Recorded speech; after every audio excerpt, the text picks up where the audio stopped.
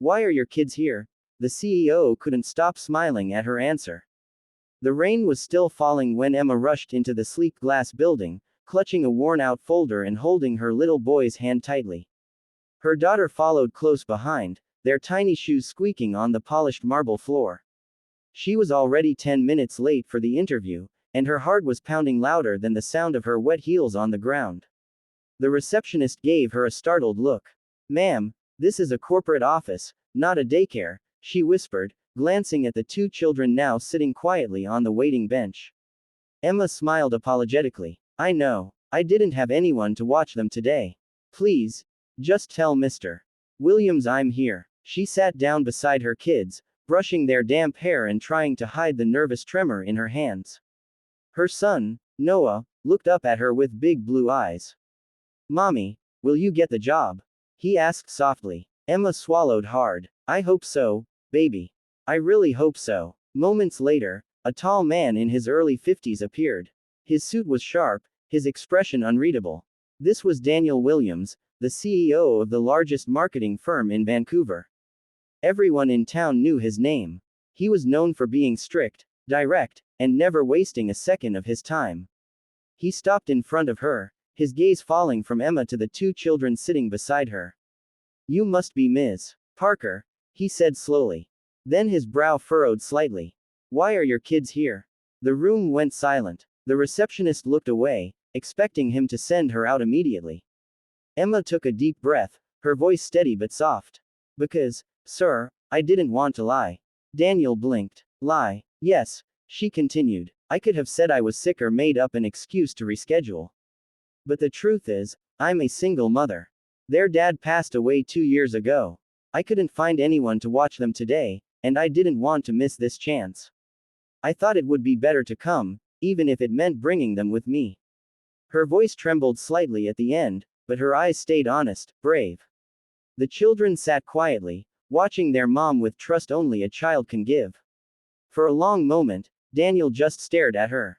Then, something softened in his face, a flicker of memory, perhaps. He gestured toward the office. "Come in." Inside, Emma sat nervously in the large leather chair. The kids stayed outside, coloring quietly on the receptionist's notepad. Daniel leaned forward. "You know, Ms. Parker, when I asked why your kids were here, I expected excuses. But you gave me honesty. Tell me, why do you want this job so badly?" Emma looked him straight in the eye. "Because I want my children to see that we can start over. That life doesn't stop being beautiful just because something went wrong. I used to work in marketing before my husband died. I left everything to take care of my kids. But now, I need to rebuild, not just for me, but for them." There was silence again, the kind that carries weight. Daniel nodded slowly, his expression unreadable once more. "You remind me of someone," he said quietly.